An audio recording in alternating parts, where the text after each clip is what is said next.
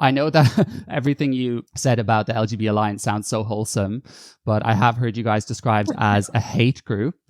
And I know that How dare you? I know that you've faced struggles from trans activists and, possibly legal challenges too. So would you be able to give a bit of an overview, or if there's any one particular story that's particularly shocking, you could bring me through that one? Well, they're all a bit crazy, really. I mean, I suppose like they come in different types. So you've got the ones who'll turn up outside an event.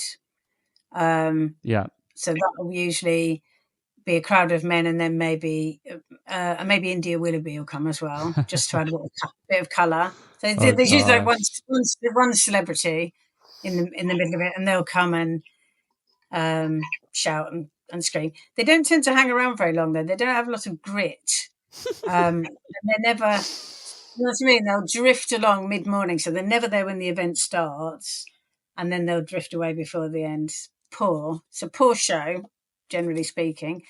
And then, of course, there's all the keyboard warriors who, so what they do, they used to do it more, and it's dropped off a bit, but they would complain to tickets platforms where we were selling, they do a mass pile on so that we'd be kicked off a ticket platform, or they would complain to Twitter or to Facebook or whoever and get our account blocked.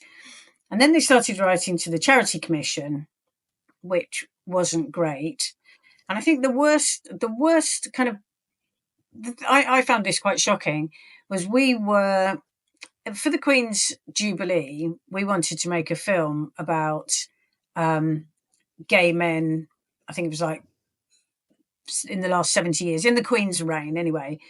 And it was talking to men for whom it had been illegal to be gay, and then talking to young men, and then sort of cross conversations about it. It was a really, really lovely idea for a film.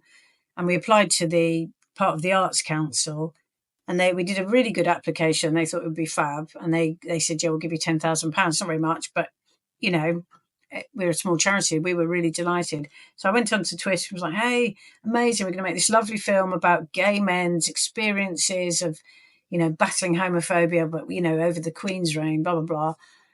And the fury, the pile-on from trans activists, and they all rallied together and they piled on this. And we'd announced it at the same day as it was the Community Fund, as the Community Fund had announced it as well. They announced all their awards on the same day. So they piled onto their Twitter feed. And within 12 hours, they announced, the funder on Twitter announced, we've pulled it. Didn't tell us. Oh, gosh. They'd already sent us the money. It was already in our account. And we had quite a bit of back and forth about that, but we considered taking legal action, but we don't have money to take great organisations to court. And so essentially we crowdfunded the money. We made a lovely film. And in fact, we're showing part of it at our conference. Oh, right. Yeah. I can't wait to see that. You'll see it. It's great. It's so moving and really captures the sort of spirit of what gay men went through, and it's got stuff about HIV and AIDS and things like that, and people's real reflections. It's a lovely film. It's so nice. I can't believe all those horrible trolls were, would do anything to shut us down. But I suppose the worst thing, of course, the worst thing that happened in the list was the action by the Good Law Project, Mermaids, LGBT Consortium, and Transactional to close us down effectively, to strip us of our charitable status. And I think it was driven by the Good Law Project, and the others were dragged in. When they announced that they were taking this action, press release flashed up, and we saw it on Twitter, and it said, LGBT Consortium, Mermaids, blah, blah, blah, and it had Stonewall on the list as well. And then less than a minute later, that press release went down and it reappeared up without Stonewall. So Stonewall were part of that original action, unless it was a typo. I find that hard to believe. But I think someone at Stonewall thought, yikes, this is a really bad look. One charity trying to shut down another charity. Like, let's abort. And it seems they really did the right thing, because that court case, I don't know if you followed any of it, the purpose of it was for all the witnesses to be able to troop up and say how hateful we are and how awful we were. But what happened is they all stood up and completely beclowned themselves. They were all looked underprepared, idiotic, crazy, and all were liars. And as a consequence, soon after, there was a regulatory review by the Charity Commission. It's been going on for 2 years. Their chair has been booted out. Their chief executive has been booted out. Half of their trustees have resigned. And that's all because they could have carried on under the radar doing their whatever they do. But they thought, so there is a little bit of schadenfreude there, that their effort to destroy us actually exposed their own misdeeds to the world in such a public way that they couldn't bear the sort of weight of public scrutiny. Because until then, everyone just thought they were fine and they were helping poor kids. And what was their main accusation towards you? Just that you're hateful towards trans people and want to take trans people's rights away? Was that the kind of that was the thrust of the argument? But the kind of key plank of the of the court case that the whole thing sort of pivoted around was that they said we never do anything charitable, that we were not really a charity, we weren't really here to support gay people, that really we were a campaign group and we'd only applied for charitable status as a front, and we were some kind of sinister organisation controlled by other people that were doing anti-trans activism.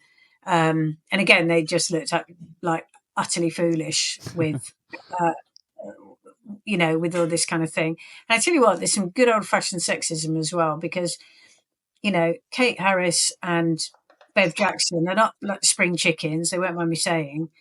And Jolien Morn of the Good Law Project went up to Kate and said to her, so, who's behind this? And she said, what do you mean who's behind it? It's me and Bev.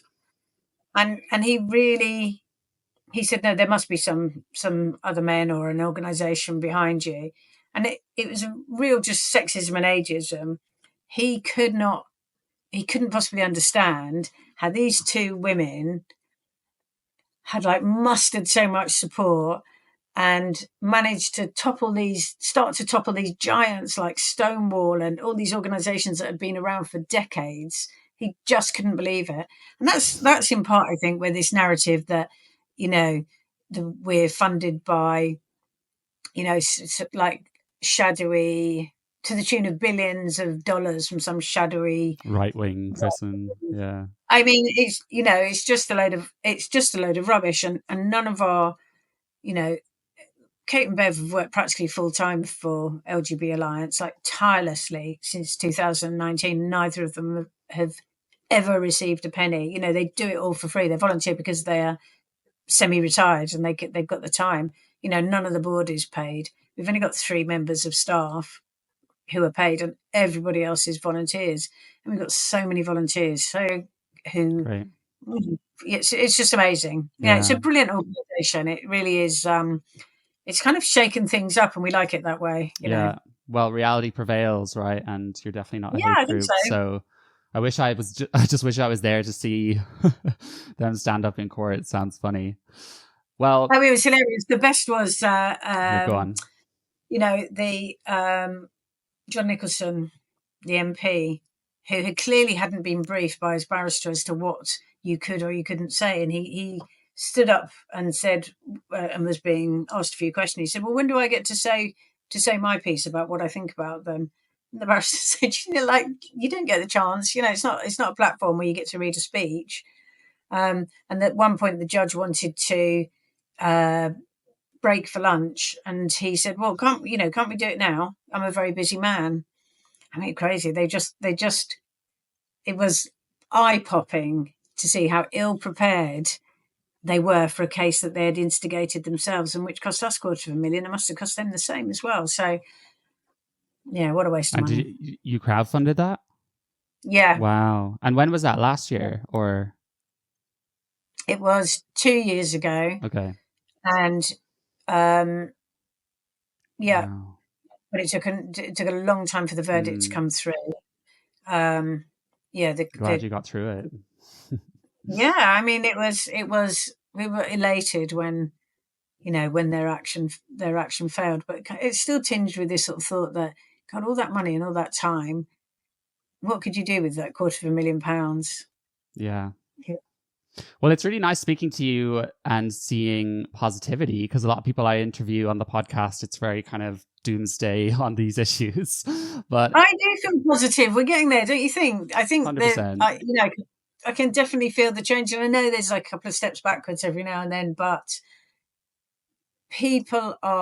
ordinary people are waking up and seeing that the LGB and the TQ plus are two different things, both deserving of their own organisations and support and, whatever, but they're different. And I think that is a real breakthrough for us. Yeah.